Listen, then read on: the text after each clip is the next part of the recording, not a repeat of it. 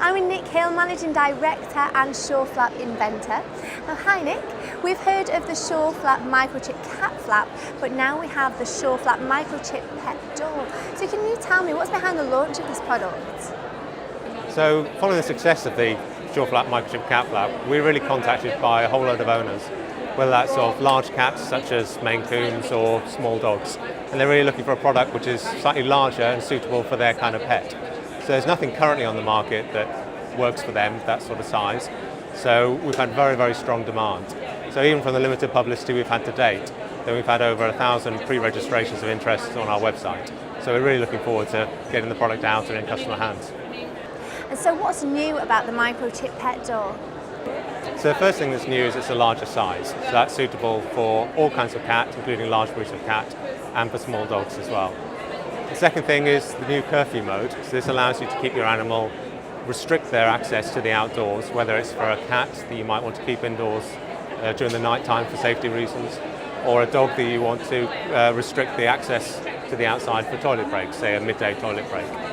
And then the last thing is it also has collar tag compatibility. So we always recommend that microchipping is the best form of identification for all animals. But we know there are a certain proportion of animals out there that aren't microchipped. So we've developed a collar tag solution that works for those animals.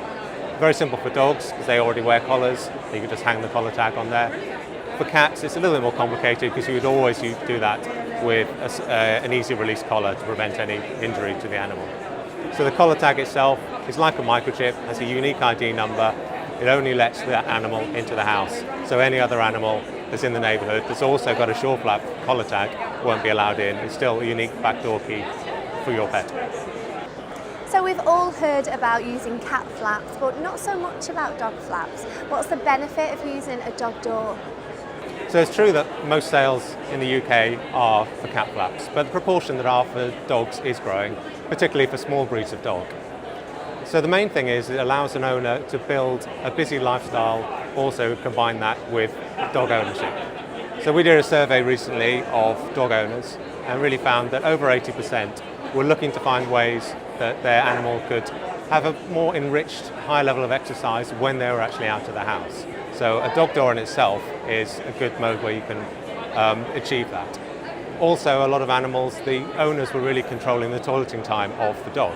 So whether that's a morning or an evening toileting time, there's nothing during the day. It does increase the possibility of accidents in the home.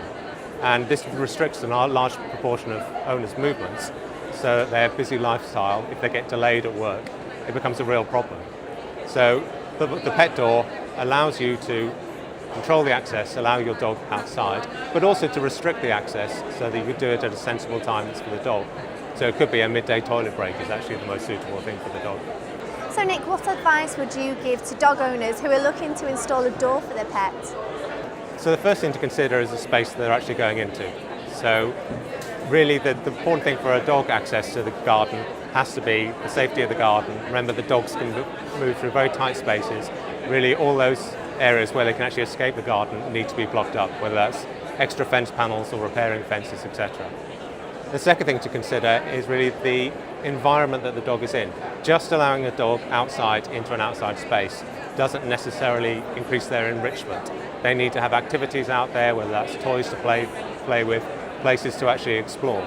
So really considering what they're going to be doing while they're out there. And then the last thing to consider is really the access times, whether you want to set up access times for a limited time during the day just for a toilet break, or give them unrestricted access during the day. And really nighttime is the thing to consider with dogs. Dogs being allowed out for the whole of a nighttime can lead to some behavioural issues, such as excessive barking at night. And then the curfew mode in itself really comes into itself. Thank you very much, Nick. And for more information about the company and all of their products, please visit their website at sureflap.co.uk.